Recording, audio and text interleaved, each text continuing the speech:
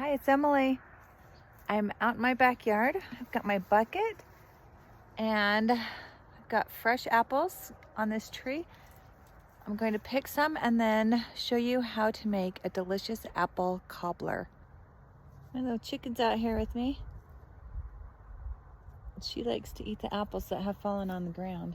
In just a few minutes, I've picked 2 buckets of beautiful, fresh, crisp fall apples. So I'm going to turn these into, it's a cross between an apple cobbler and an apple crisp. That's about as fresh as you can get. Straight from the tree, I'm going to wash these, and then I have a great little tool. It's a corer peeler slicer. So it'll take us no time at all to prep these for our cobbler. I have my handy peeler corer slicer for the apples. This makes the job so much easier.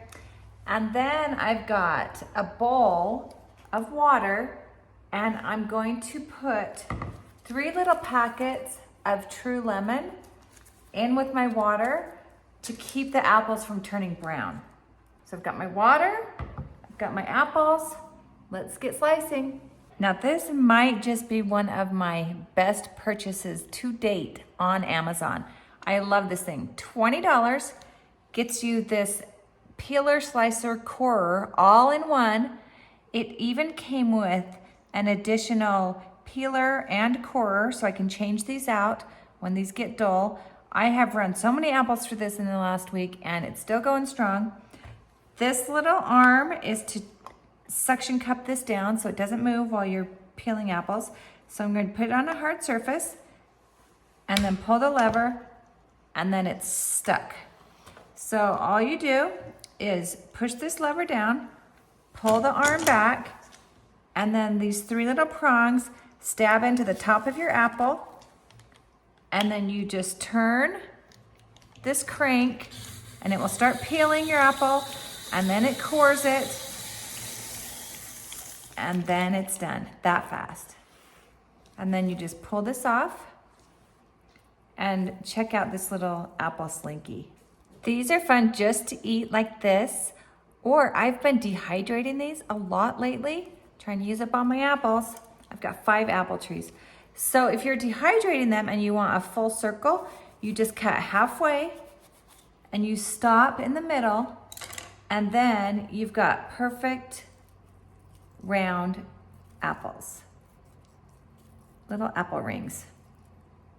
But since I'm making apple crisp, I want my apples to be a little bit smaller, so I'm going to cut all the way through. So you can just cut both sides, and then you'll get your little half circle shape. And these are gonna go in my lemon water right here to stay fresh while I cut up the rest of the apples. Pull it back, stab your apple, and just start turning the crank. It's that easy. For this apple cobbler recipe, we're going to need about 8 apples. These are pretty small apples. You can use a variety of apples, whatever you've got for the apple cobbler recipe. I like nice tart apples mixed with sweet apples, and that's what I'm using. And I'm just going to keep cranking these apples out.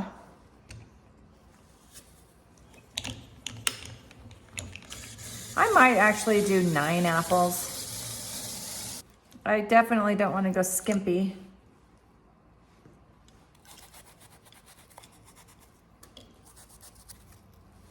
What's really cool about this tool is you can also use it for pears or potatoes.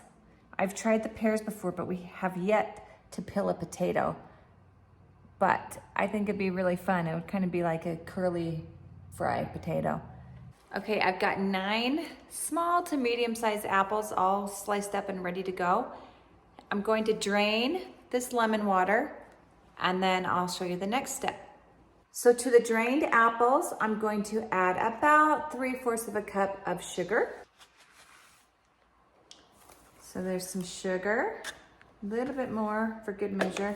And then some cinnamon. Lots of cinnamon. About a teaspoon or two of cinnamon. I'm also going to add my secret ingredient, which is apple pie spice. And this has sugar, cornstarch, apple powder, cinnamon, allspice, ginger, nutmeg, clove, and salt. And it smells amazing. So I'm going to add about a teaspoon or two of that. And then I'm going to stir this up and see how it looks. You can always add more.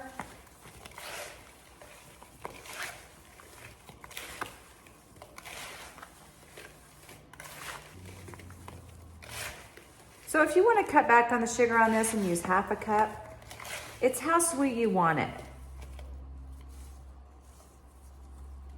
And since the topping does have sugar as well, you could cut back on the sugar in here. Totally up to you.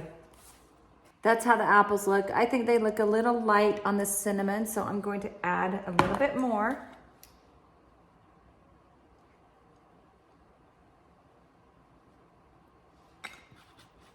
And that looks perfect. So here's my 9x9 casserole dish. And I'm going to just put the apples in the bottom of the dish. But this does bake down a little bit too. So you want it, it's kind of like an apple pie where it starts out really high and then it bakes down a little bit. So I think I am gonna go ahead and use all 9 apples. And the topping will just go down in all the cracks. Okay, we've got the apple filling part done. And now we're going to work on the topping. So I'm gonna use the same bowl. It's all going in the same casserole dish.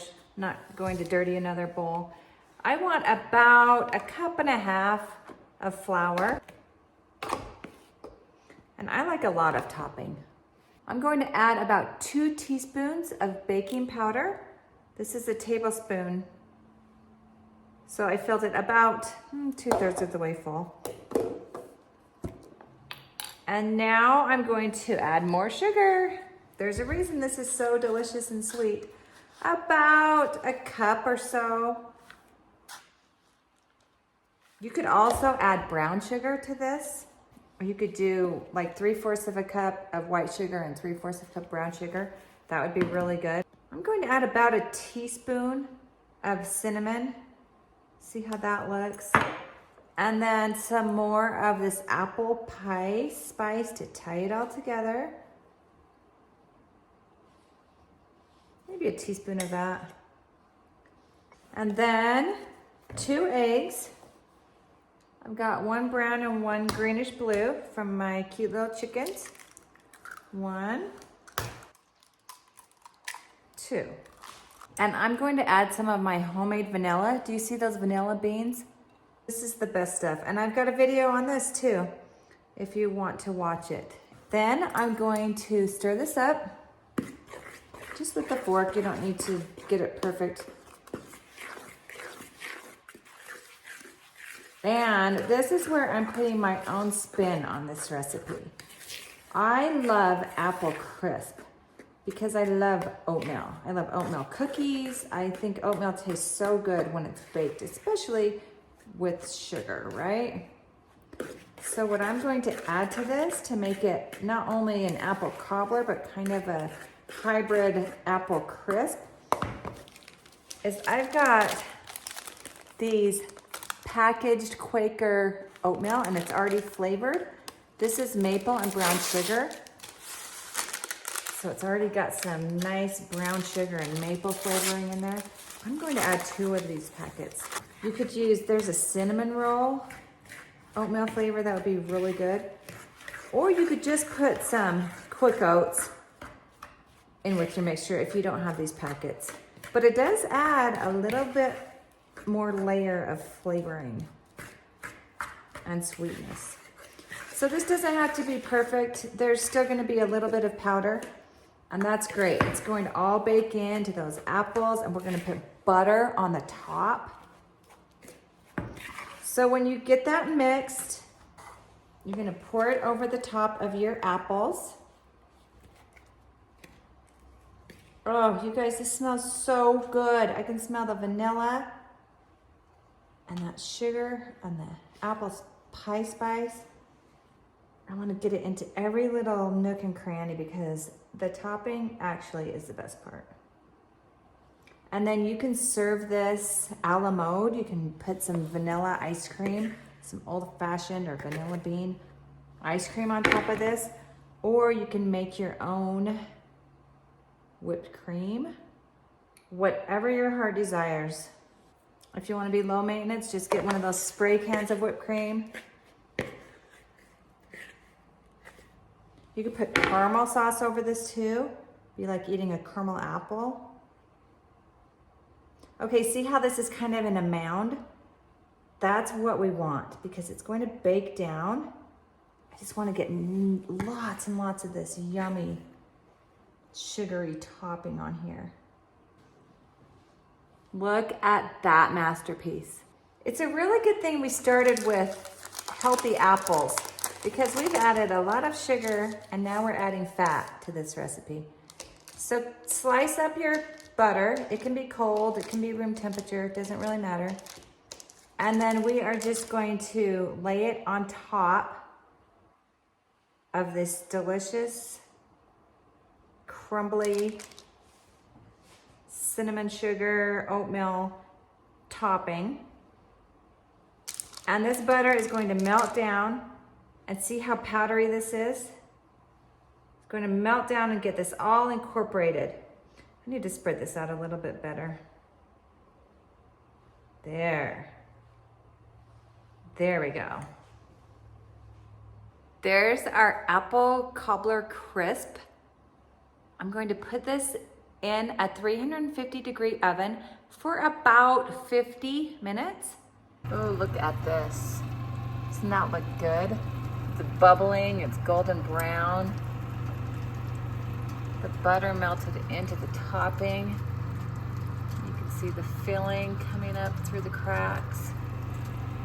I decided to make another one. Don't judge me on my disposable pan. I'm giving it to my neighbors.